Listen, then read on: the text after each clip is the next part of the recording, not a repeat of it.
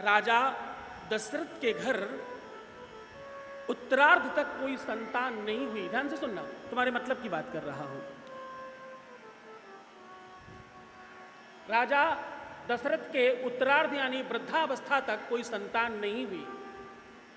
राजा दशरथ बहुत परेशान हुए, बहुत चिंतित हुए, लेकिन उन्हें इस बात का कोई भय नहीं था कि मुझे नहीं होगा।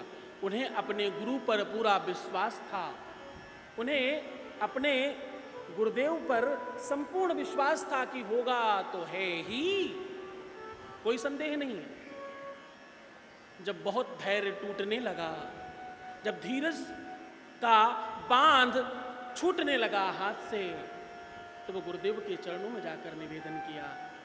खुद जाकर यहां वहां भटके नहीं, राजा थे, चाहते तो कितना अरेंजमेंट कर सकते थे, चाहते तो क्या व्यवस्था उनसे मुश्किल थी जो वो नहीं कर सकते थे। उन्होंने यहां वहां गए नहीं, सीधा उठे और अपने गुरुदेव के चरणों में जाकर निवेदन किया, प्रभु बच्चे नहीं है, कृपा करो।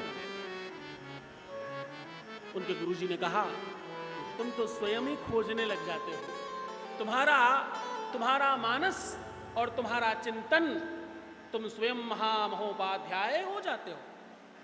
आपका अपना भय यही तो है कि यहां से नहीं यहां से हो सकता है, यहां से नहीं हो रहा है। तुम ये समझते हो कि कोई इंसान तुम्हारा काम कर रहा है, तुम ये समझते हो तुम्हारा संकट कोई इंसान हर रहा है, तुम ये समझते हो कि तुम्हारे जीवन की कोई भी अभिलाषा कोई इंसान पूरी कर रहा है। तुम टोटल गलत हो। तुम्हारी समस्या का समाधान, तुम्हारे संकटों का निवारण देवादिदेव महादेव कर रहा है। कौन कर रहा है? देवादिदेव महादेव कर रहा है। ये जो गुरु नाम की ये जो गुरु नाम है ना, ये जो गुरु नाम की औषधि है, ये भगवान ने बनाई है, इंसान ने नहीं बनाई। आपने वो सुना होगा, गु माने अंधकार, रू माने प्रकाश, अंधकार से प्रकाश की ओर ले जाने वाले को गुरु कहते हैं। ये इतना ही सत्य नहीं है। वास्तविकता में इस शब्द में भगवान ब्रह्मा, विष्णु और महेश समाहित हैं। मैं कल किसी को कह रहा था कि मैं जब तक कमरे के अंदर यहाँ बैठा हूँ मुझे तो पता ही नहीं, मैं तो तुमसे भी ज़्यादा सामान्य हूँ, लेकिन जब मैं देवादिदेव महादेव के साथ बैठता हूँ, उनके शरण में बैठता हूँ, इस व्यासपीठ पर बैठता हूँ, तो मुझे लगता है कि मानो कुछ हो गया है, कुछ आ गया है उनका। वो वही कर रहे हैं, वही सुना रहे हैं और वही सुन रहे हैं। इस शिव महापुराण से हर किसी को, किसी को नहीं, हर किसी को कुछ मिलता है। गुरु जो शब्द है, इसमें ब्रह्मा विष्णु महेश समाहित है। देवादिदेव महादेव कहते हैं, शिव पुराण के 27वें खंड में स्पष्ट लिखा है, नमः संभवाय च वयो भवाय च नमः शंकराय च महेश्वराय च नमः शिवाय। वो कहते हैं जिसे तुम गुरु मान लेते हो वो गुरु नहीं होता, वो शंकर आचार्य होता है। वो केवल आचार्य नहीं होता, वो केवल तुम्हें पढ़ाने वाला नहीं होता, वो तुम्हारा केवल दीक्षा गुरु नहीं होता, वो शंकर की उसमें ताकत आती है, शंकर की पदवी उसमें आती है। इसीलिए हमारे यहाँ आदि देव या आदि गुरु को क्या कहते हैं?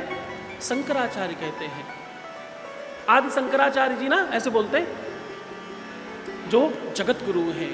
पूरे विश्व में जितने उनसे दीक्षा ली है उनके भी वो गुरु हैं, और जिसने उनसे दीक्षा नहीं ली वो भी उनके गुरु हैं, वो जगत गुरु हैं।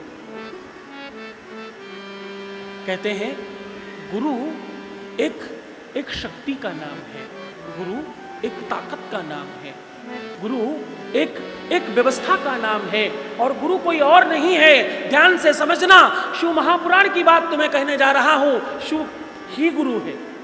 गुरुर शंकर रूपिणो। कौन है गुरु? कौन है तुम्हारा? मुझे हटाकर समझना, गुरु तुम्हारा गुरुर शंकर रूपिणो, वो शंकर ही गुरु है। इंसान को पूजना हमारे धर्म में एकदम निषेध है।